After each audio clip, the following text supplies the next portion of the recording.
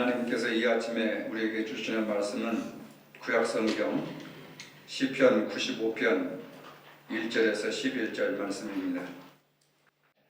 오라 우리가 여호와께 노래하며 우리의 구원의 반석을 향하여 즐거이 외치자. 우리가 감사함으로 그 앞에 나아가며 시를 지어 즐거이 그를 노래하자. 여호와는 크신 하나님이시요 모든 신들보다 크신 왕이시기 때문이로다. 땅의 깊은 곳이 그의 손 안에 있으며 산들의 높은 곳도 그의 것이로다. 바다도 그의 것이라. 그가 만드셨고 육지도 그의 손이 지으셨도다. 오라 우리가 굽혀 경배하며 우리를 지으신 여호와 앞에 무릎을 꿇자. 그는 우리의 하나님이시요 우리는 그가 기르시는 백성이며 그의 손이 돌보시는 양이기 때문이라. 너희가 오늘 그의 음성을 듣거든 너희는 무리바에서와 같이 또 광야의 마사에서 지내던 날과 같이 너희 마음을 완악하게 하지 말지어다.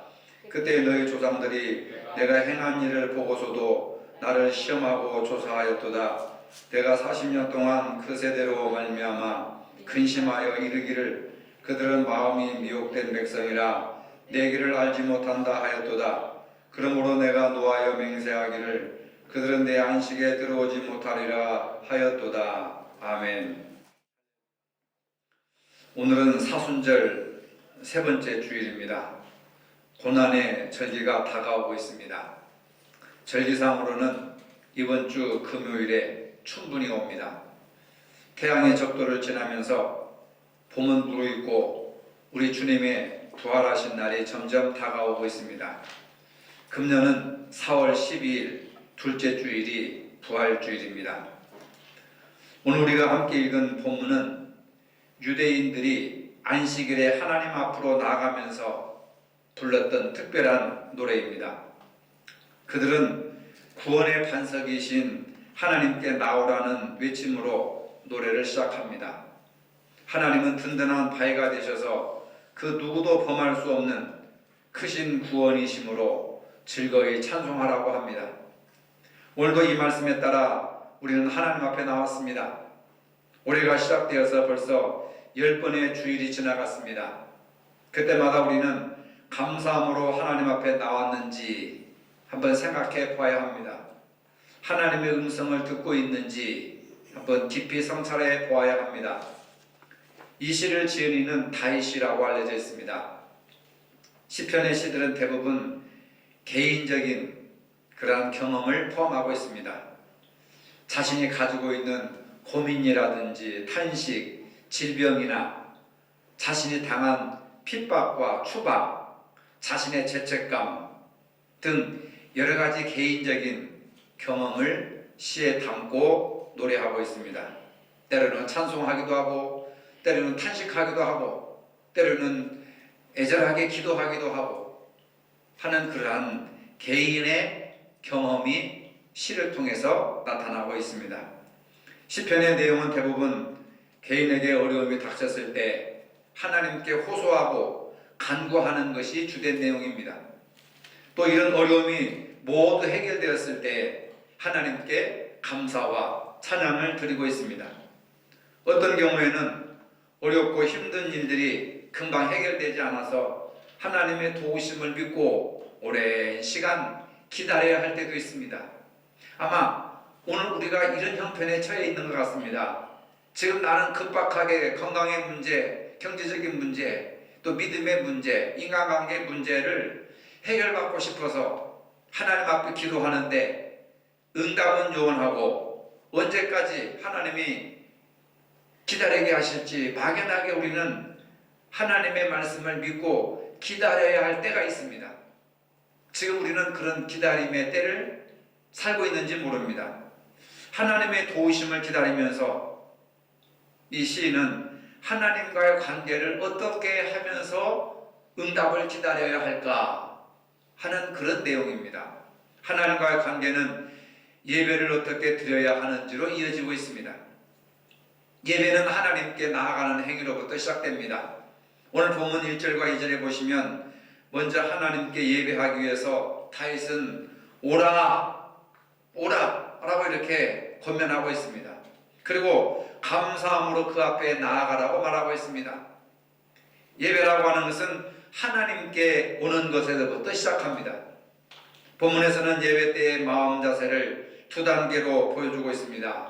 첫 단계는 우리가 하나님 앞에 나아가는 것입니다. 1절에 오라 우리가 여호와께 노래하며 우리 구원의 반석을 향하여 즐거이 외치자 라고 합니다. 그리고 2절에서는 우리가 감사함으로 그 앞에 나아가며 시를 지어 즐거이 그를 노래하자 라고 이렇게 이야기합니다. 여기서 그 앞이라고 하는 것은 하나님의 얼굴 앞에, 그분의 면전 앞에, 즉 하나님의 얼굴 앞에 나아가는 행위가 바로 예배의 행위라고 하는 겁니다. 하나님의 얼굴 앞에, 면전 앞에 나가서 뭐 해야 됩니까? 우리가 굽혀 경배하며 하나님 앞에 무릎을 꿇는 일입니다. 6절에 보니까 오라 우리가 굽혀 경배하며 우리를 지으신 여호와 앞에 무릎을 꿇자 이렇게 노래하고 있습니다. 참된 예배는 하나님의 면전에 나갈 뿐만 아니라 그분 앞에 무릎을 꿇고 경배해야 됩니다. 굽혀라고 하는 말은 절한다고 하는 뜻입니다.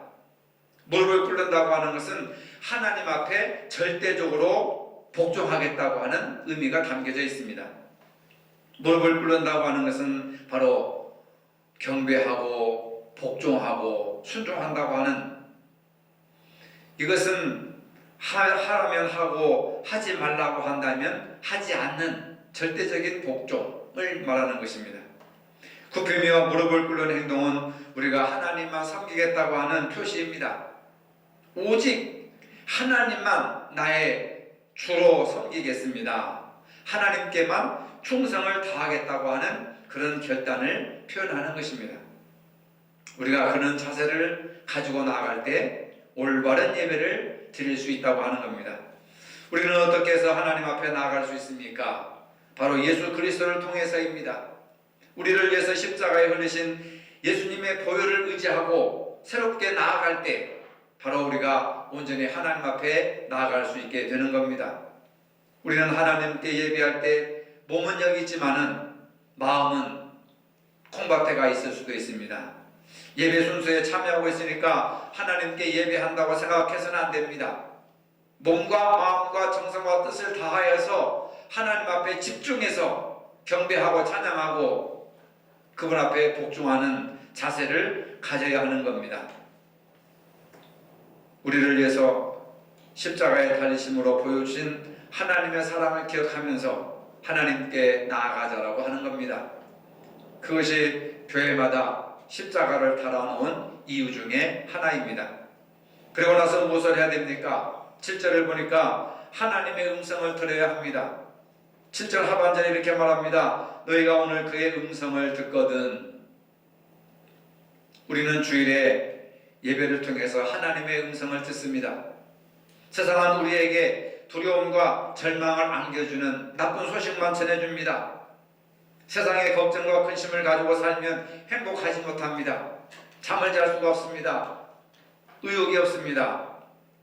무거운 짐이 되어서 마음속에 행복과 기쁨을 빼앗아갑니다. 이런 내용들입니다. 건강하지 못한 부모님의 병환 소식을 듣고 기뻐할 사람이 하나도 없습니다. 앞날이 밝지 못한 자녀들을 보고 걱정, 근심이 눈덩이처럼 쌓여갑니다. 경제적인 문제가 마음을 압박해 오고 들려오는 정치적인 소식들이 우리를 우울하게 만듭니다. 사람과의 관계가 원만하지 못해서 실타래처럼 엉켜버린 문제들이 우리의 어깨를 무겁게 짓누르고 있습니다. 교회가 소금과 빛의 사명을 잃어버리고 있다는 소식은 더욱더 마음을 무겁게 합니다. 요즘 같은 때 하나님의 말씀 앞에 서면 기쁨보다는 부끄러움이 더욱더 커집니다. 이러한 때 오히려 우리는 본문의 말씀처럼 오라 우리가 여호와께 노래하며 우리의 구원의 반석을 향하여 즐거이 외치는 그러한 자세를 가져야 합니다. 본문 7절은 분명히 말합니다. 너희가 오늘날 그의 음성을 듣기를 원하노라. 기어문으로 번역되어 있지만은 히브리서 원문에는 조건부로 시작한다는 겁니다. 원문에 따라 직역해 보면 오늘날 너희가 그의 음성 듣기를 원한다면, 하나님의 음성을 듣기를 원한다면 이런 마음을 가져야 된다. 조건부로 기록되어 있습니다. 하나님께 예배하는 일은 단순한 일이 아닙니다. 있어도 되고 없어도 되는 선택사항이 아닙니다. 예배는 하나님의 음성을 듣는 귀한 시간입니다. 하나님의 음성을 듣고 하나님을 만나 교제해야 하는 겁니다. 여기에 예배의 중요성이 있습니다. 그런데 대부분 그렇지 못합니다. 왜 그렇지 못하는지 아십니까? 이런 이야기가 있습니다. 무거운 인생의 문제를 가지고 있던 사람이 수도원에 아주 유명한 수도사님이 계시다는 것을 알고 고민을 털어놔야 되겠다 하고 찾아가서 자기의 고민을 이야기합니다. 그런데 한나절이 돼도 끝없이 자기 이야기만 하는 거예요. 1시간, 2시간이 지나도 자기 이야기를 끊지를 않습니다. 그러다가 가만히 듣고 있던 수도사가 상대방의 찻잔에다가 물을 계속 붓습니다. 가득 차 있던 찻잔이 물이 흘러넘칩니다. 그가 말합니다. 아니 수도사님, 아직 잔을 비우지 않았는데 어째서 자꾸만 물을 붓기만 하는 것입니까? 그러자 수도사가 대답합니다. 당신의 마음이야말로 당신의 생각으로 꽉 차서 내가 할 말이 없습니다. 내가 말을 해도 당신 마음에 채워지질 않습니다. 당신에게는 내 말을 들을 여지가 없습니다. 당신의 마음은 이 찻잔과 같습니다. 그런 말을 했다는 겁니다. 내 생각으로, 내 고집으로, 내 편견으로 내 마음이 가득 차 있으면 아무것도 들을 수가 없습니다. 하나님의 음성을 들을 수가 없습니다. 세상의 소리를 들을 수가 없습니다. 우리의 생각으로 가득 차 있으면 하나님의 음성을 받아들일 여지가 없습니다. 여러분들 세상 걱정과 근심으로 가득 차 있으면 교회 와서 설교를 들어도 하나님의 음성으로 들을 수가 없습니다. 들려지지 않습니다. 들어도 마이동풍 한 귀로 듣고 한 귀로 흘려버리고 남는 것이 아무것도 없습니다. 예배를 통해서 하나님이 오늘 이 시간에 나에게 어떤 말씀을 주시고 나의 잘못된 부분이 무엇이며 결단해야 될 것이 무엇인가 하나님의 음성을 들어야 합니다. 가정의 문제, 직장과 사업장의 문제, 이웃과의 관계에서 하나님이 나에게 이 말씀을 통해서 요구하시는 것이 무엇인가 예배를 통해서 주시는 하나님의 음성을 들어야 합니다. 우리는 그냥 설교로만 듣고 그걸 마음속 깊이 새겨지질 않습니다. 하나님의 음성이 나의 삶의 기준이며 방법이 되기 때문에 우리는 하나님의 음성에 늘 귀를 기울여야 합니다. 그렇지 않으면 자기 음성을 듣고 살아가게 됩니다. 자기 생각이 절대적인 진리가 되고 자기 생각이 기준이 되고 판단이 되고 하나님의 말씀과는 무관하게 자기가 재판장이 되어버리는 겁니다. 양은 목자의 음성을 들어야 살아갈 수가 있습니다. 그렇다면 우리는 왜 하나님을 예배해야 됩니까? 오라 우리가 즐거이 그를 노래하자라고 하는데 그 이유는 바로 3절에 나와 있습니다. 3절에 우리가 즐거이 노래해야 될 이유가 무엇이냐? 3절에 여호와는 크신 하나님이시오 모든 신들보다 크신 왕이시기 때문이로다. 하나님이 크신 하나님이시고 모든 신들보다 크신 왕이시기 때문에 오라 우리가 하나님 앞에 나와서 즐거이 노래를 불러야 된다는 얘기입니다. 6절에서 오라 우리가 요 앞에 무릎을 꿇자라고 했는데 왜 우리가 하나님 앞에 나와서 무릎을 꿇어야 되느냐? 7절에 대답했습니다. 그는 우리의 하나님이시요 우리는 그가 기르시는 백성이며 그의 손이 돌보시는 양이기 때문이라 너희가 오늘 그의 음성을 듣기를 원하거든 이라고 말합니다. 왜 우리가 하나님께 예배드려야 되는지 하나님 앞에 나와서 경배하고 무릎 꿇고 그의 음성을 들어야 하는지 그 이유를 밝히고 있습니다. 하나님은 크신 창조주이시기 때문에 예배를 드려야 한다는 겁니다. 우리가 하나님께 노래하며 그분을 경배하는 첫 번째 이유는 그분이 바로 우리의 창조주이시기 때문에 그렇습니다. 3절에서 분명히 하나님을 크신 하나님이라고 말합니다. 광대하신 하나님이라고 말합니다. 우주보다도 더 넓으신 하나님이라고 말합니다. 그런데 왜 하나님을 크시다고 하는지 질문할 수가 있습니다. 그에 대한 답변이 4절 5절에 나와 있습니다. 하나님이 얼마나 크신 분이시냐? 땅의 깊은 곳이 그의 손 안에 있으며 산들의 높은 곳도 그의 것이로다. 바다도 그의 것이라. 그가 만드셨고 육지도 그의 손이 지으셨도다. 하늘과 땅을 그리고 바닷속까지 하나님이 만드신 창조주 하나님, 광대하신 하나님이시기 때문에 그분에게 예배를 드리고 찬양과 경배를 드리고 그리고 그분의 음성을 들어야 한다는 겁니다. 모든 것이 하나님의 소유입니다. 하나님이 우리의 주인이십니다. 땅의 깊은 곳도 산들의 높은 곳도 다 하나님의 것입니다. 왜냐하면 하나님께서 그 모든 것을 만드시고 지금까지 다스려 오고 계시기 때문에 그렇습니다.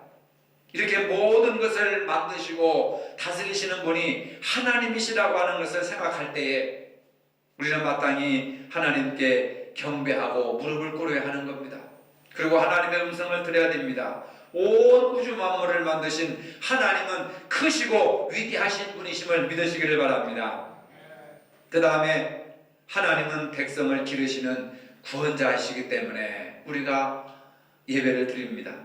우리가 하나님을 예배하는 또 다른 이유는 그분이 우리 자신과 만물을 지으신 창조주이신 동시에 우리를 당신의 백성으로 삼아주신 구원자이시기 때문에 그렇습니다.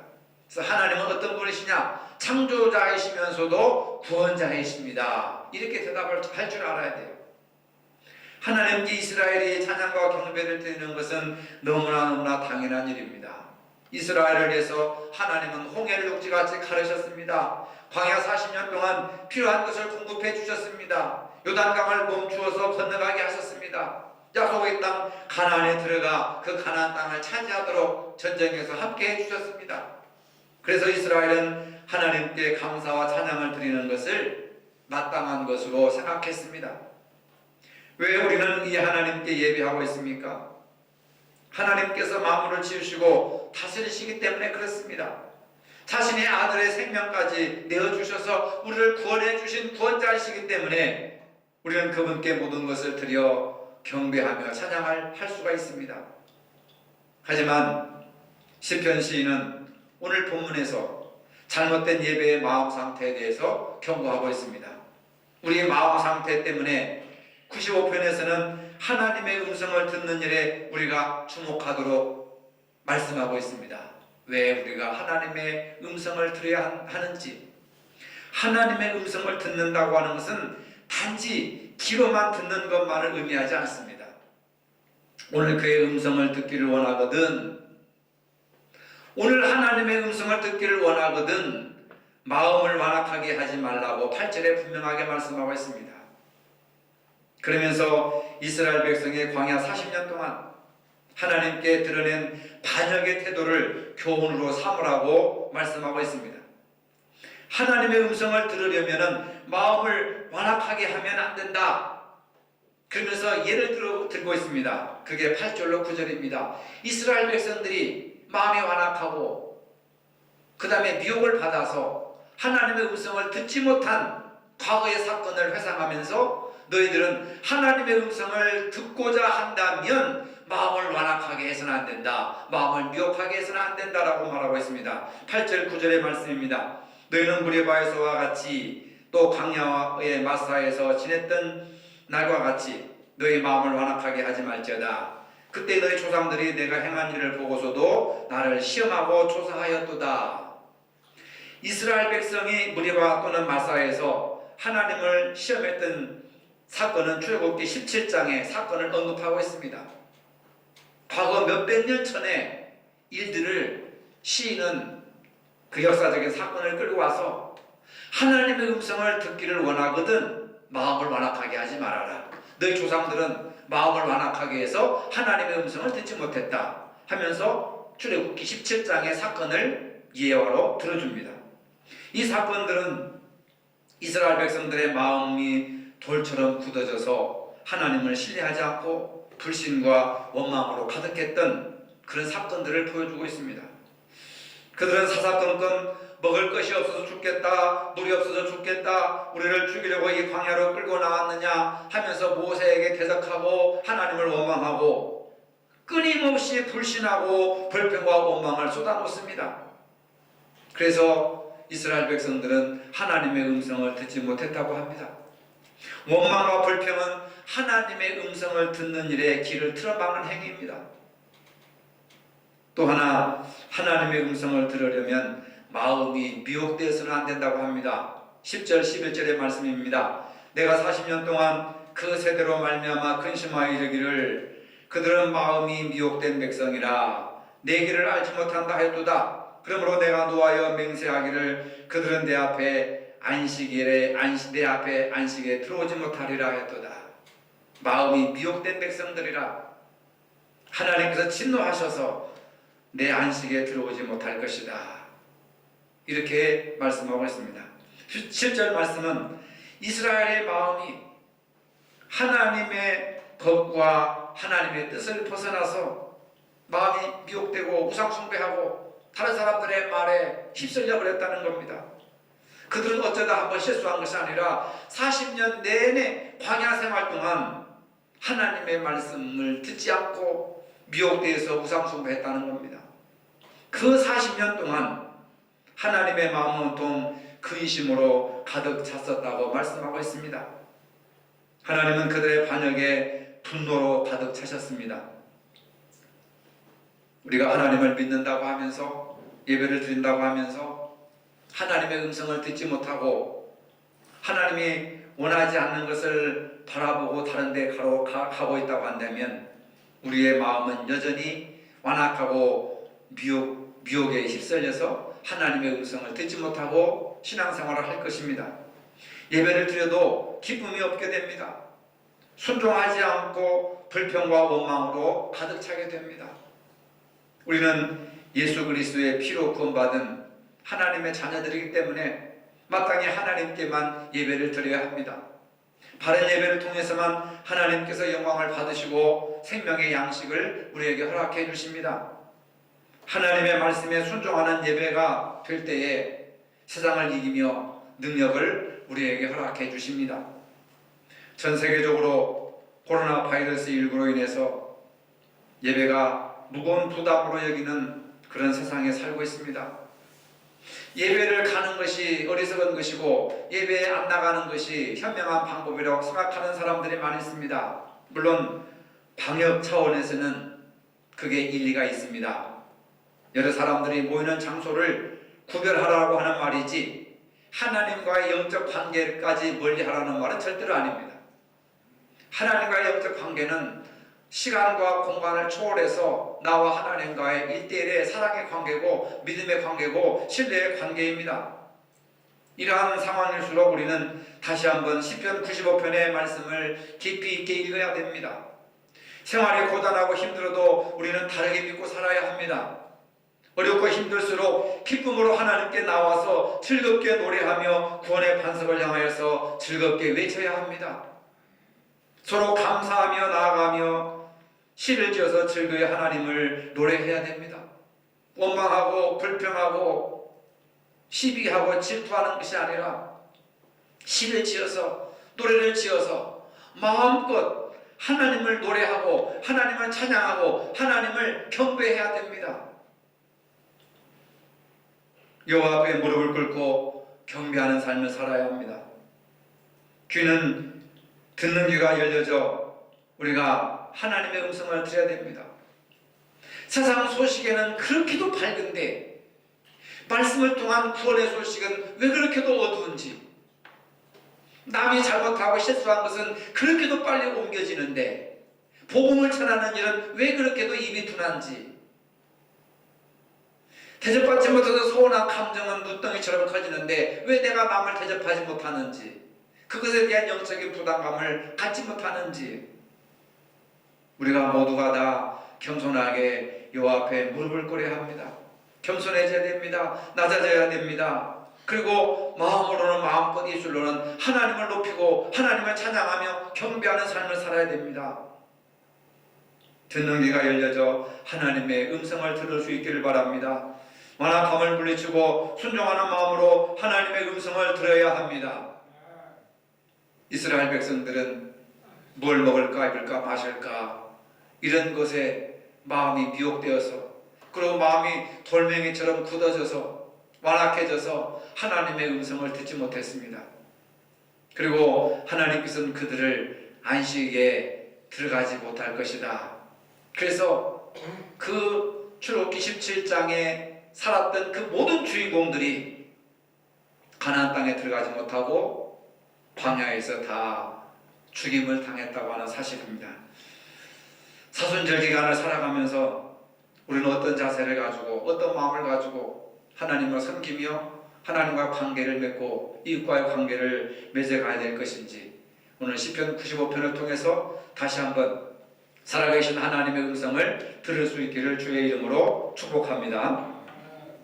걸어가신 아버지, 하나님은 크신 분이시요 모든 신들보다 크신 왕이시기 때문에 우리가 노래하며 즐거이 하나님의 이름을 노래 부르는 신앙이 되게 하여 주시옵소서. 우리가 굽혀 경배하며 하나님 앞에 무릎 꿇게 하시고 하나님의 음성을 듣게 하여 주시옵소서. 완악한 마음을 버리고 순종하는 신앙으로 살게 하여 주시옵소서. 예수님의 이름으로 기도합니다. 아멘. 이제는 우리 주 예수 그리스도의 은혜와 하나님 아버지의 무한하신 사랑과 성령의 교통하심이 하나님께 나와 하나님을 경배하며 그 음성 듣기를 원하는 모든 성도들 머리 위에 이제로부터 영원토록 함께 하시기를 축원하옵나이다. 아멘.